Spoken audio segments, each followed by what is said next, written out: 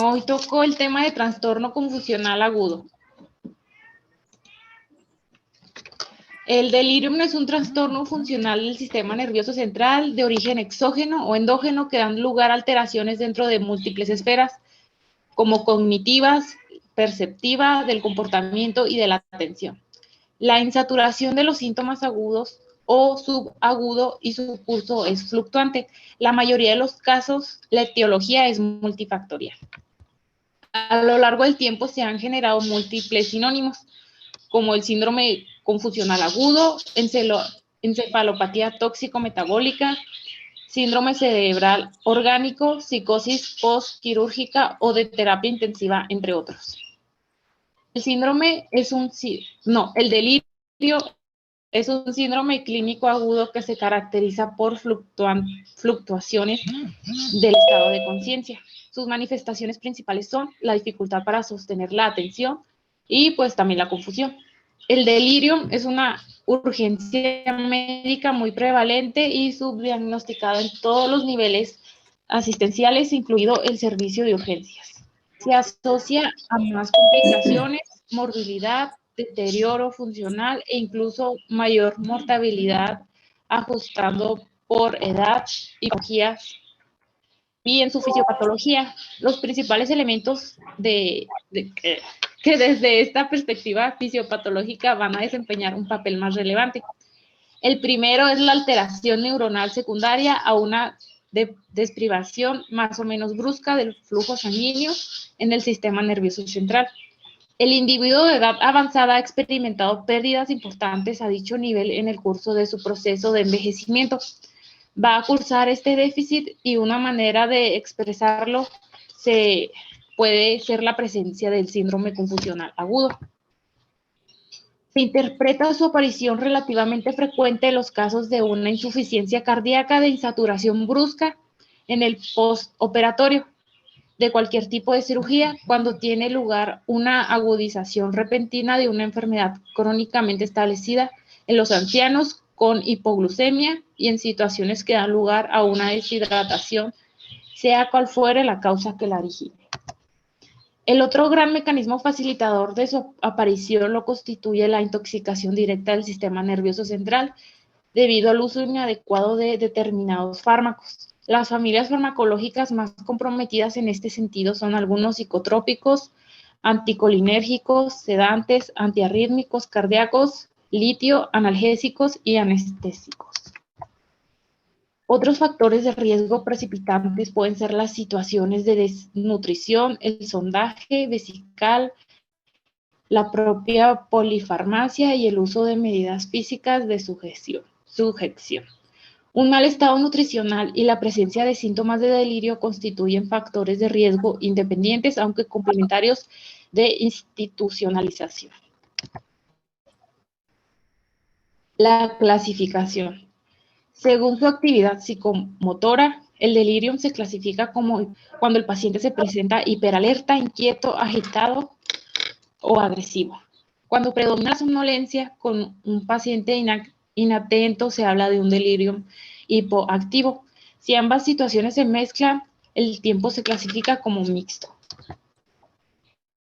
En la clínica, el paciente va a tener problemas para recordar palabras o eventos, memoria reciente o para poder cumplir con una serie de órdenes o secuencias. Función ejecutiva, como su incapacidad para poner atención a la información que le suministra.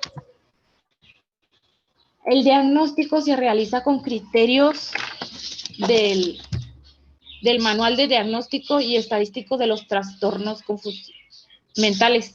4. Alteraciones de la conciencia con disminución de la incapacidad para centrar o dirigir o mantener la atención, cambio en las funciones cognitivas o presencia de algunas alteraciones perspectivas que no se explica por demencia previa. La alteración se presenta en un corto periodo y tiende a fluctuar en lo largo del día. Demostraciones a través de la historia clínica.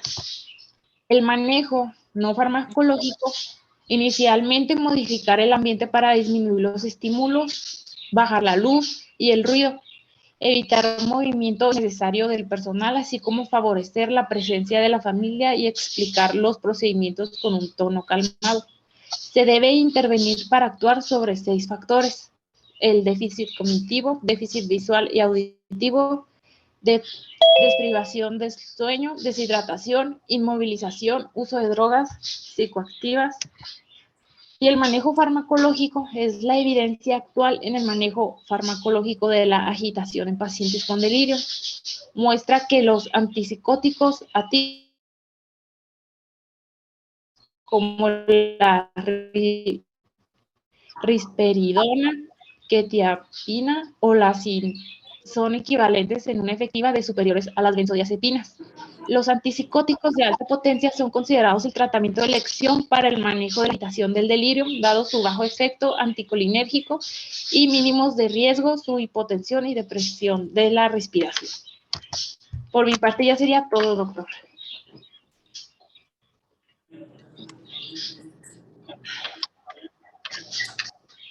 Léale tranquilamente porque luego lee las cosas mal.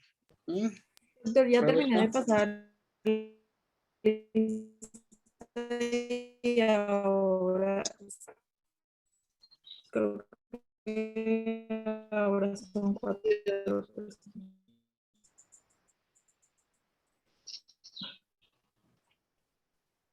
4. Ajá.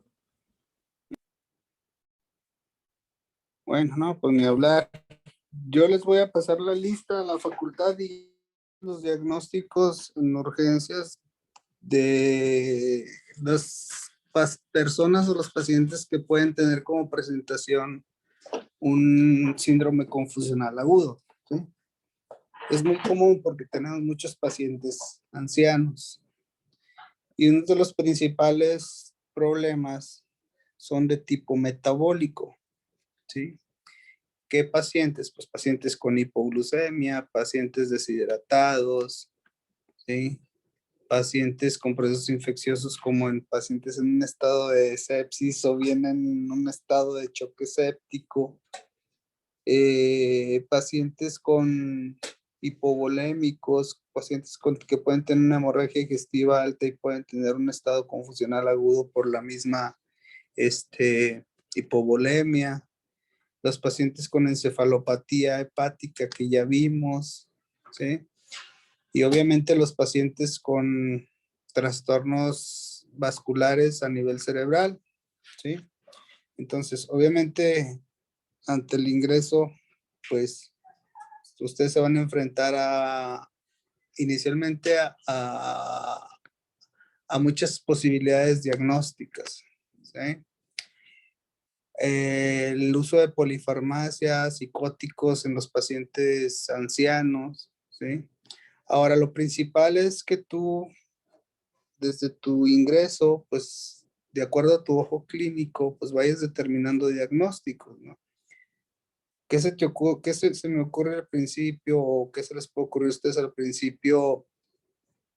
Bueno, va como pregunta. ¿Qué se les ocurriría a ustedes hacer de inicio ante un paciente que les llega con un estrés? ¿Hacerle qué le haría?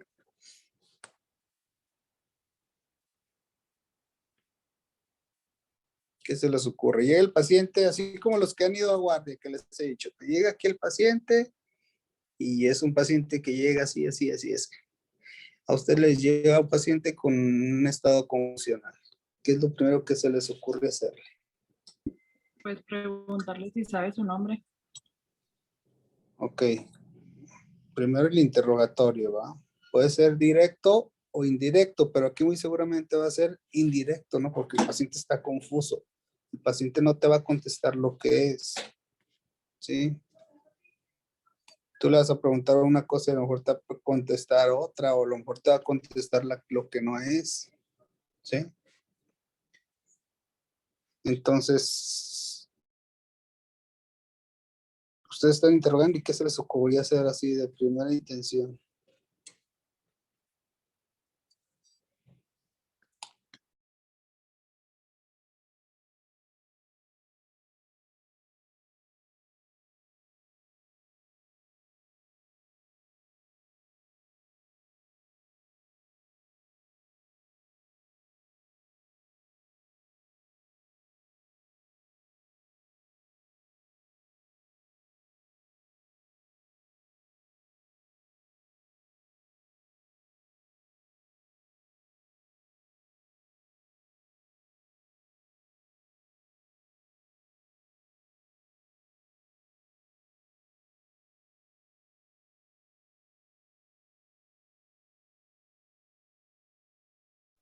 A ver, ¿hasta dónde me escucharon?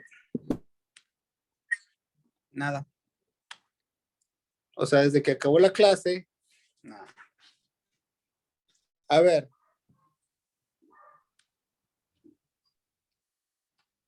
Después del interrogatorio, ¿qué se les ocurriría hacerle al paciente?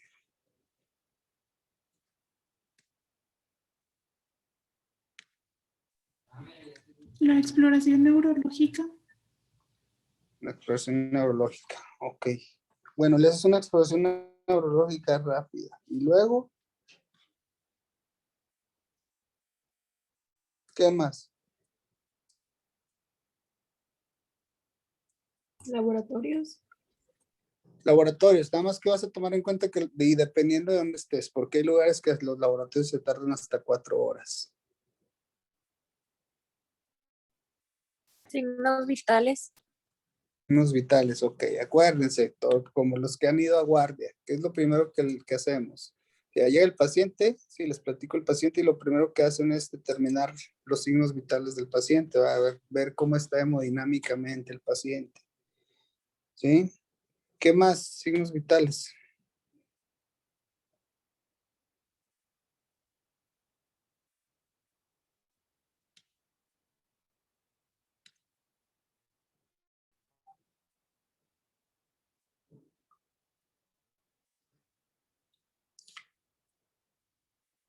Pues una glucometría, ¿no? Para determinar que el paciente no está ante una hipoglucemia, que es de las condiciones más frecuentes con los pacientes de un síndrome confusional agudo. ¿Sí? ¿Qué más? Pues hacer ahorita lo nombraron, una exploración neurológica adecuada. ¿Sí? ¿Por qué? Porque pues obviamente de los primeros diagnósticos en los estados confusionales agudos en urgencias, pues es la hipoglucemia, ¿sí? Los pacientes con deshidratación, con alteraciones del sodio, ¿sí? Importante que ustedes le preguntan, bueno, ¿y esto empezó hace horas, hace días o hace cuánto? Que te dicen, pues fue deteriorando poco a poquito, pues bueno, a lo mejor hay que buscar una alteración del sodio, ¿no? Pero si es de una forma más aguda, pues a lo mejor estarías o tendrías que determinar que el paciente no esté con una hipoglucemia, ¿sí?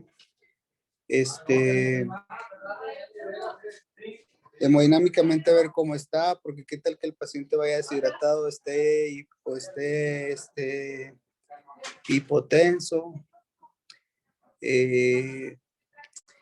Y si ves que obviamente todo esto está normal, pues ya una exploración más minuciosa, más de tipo neurológico, ver que no esté focalizado, o bien los pacientes hepatópatas, ¿sí? O bien vigilar que no traiga estigmas de hepatopatía crónica para determinar que no vayan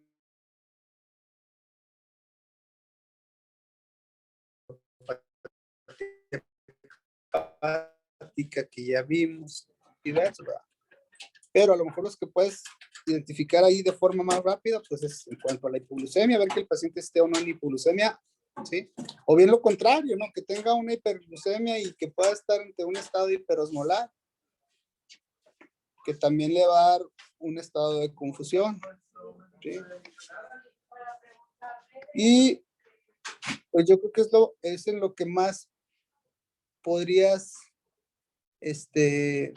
iniciar tu tratamiento de forma más específica ante las hipoglucemias, ante, bueno, el trastorno metabólico como tal de la glucosa, sea glucosa alta o sea glucosa baja. Y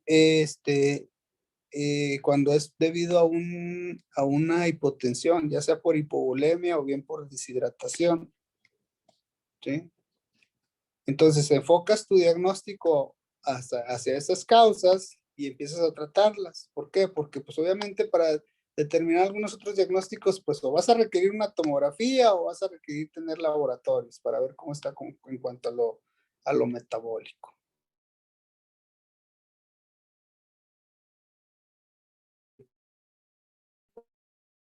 Puedes hacer más rápido, son estado hiperosmolar. Y pues también a lo mejor los accidentes cerebrales vasculares, ¿no? Que ante un déficit neuromotor, pues ya te puedes guiar a un diagnóstico de un trastorno ahí vascular, ¿sí? Hay pacientes que nos llegan nosotros a urgencias y lo único que te dicen es que pues ya no quiso caminar y luego me dice cosas que pues muy desorientado, muy incoherente y luego lo revisas y pues a lo mejor lo único que lo ves es un poquito deshidratado, pero en realidad es un estado de sepsis, ¿verdad? Que el paciente no manifestó inicialmente por una infección de vías urinarias ahí subclínica o por una neumonía típica, ¿verdad? ¿Sí? Entonces, pues en esos casos, en esas circunstancias, pues sí vas a tener que llevar una exploración más minuciosa, esperar los exámenes de laboratorio y determinar pues algún otro estudio, ¿verdad? Una radiografía, una tomografía o X. ¿Sí? Entonces, no es tan poco frecuente el estado confusional agudo en urgencias y los diagnósticos que conllevan esta condición, pues obviamente son muy variados. Sí, pero los que tengan un diagnóstico así rápido y preciso, pues obviamente hay que empezarlos a tratar en ese momento. ¿Por qué? Porque pues las condiciones metabólicas, pues te pueden dar trastornos neurológicos en los cuales pues la secuela va a tardar en que tú la puedas resolver, ¿verdad? Que le puedas mejorar condiciones neurológicas. ¿Sí? Entonces, me refiero más que nada a la hipernatremia o a la hipoglucemia. Una hipoglucemia prolongada, pues te puede dar ahí alteraciones, te puede hacer una encefalopatía metabólica, igual que una hipernatremia o una hiponatremia, ¿sí? Entonces, para que tú recuperes al paciente neurológicamente, pues va a estar muy difícil. Por eso es importante que le des el tratamiento de forma inmediata. ¿Sale? ¿Qué quedamos con lo del examen?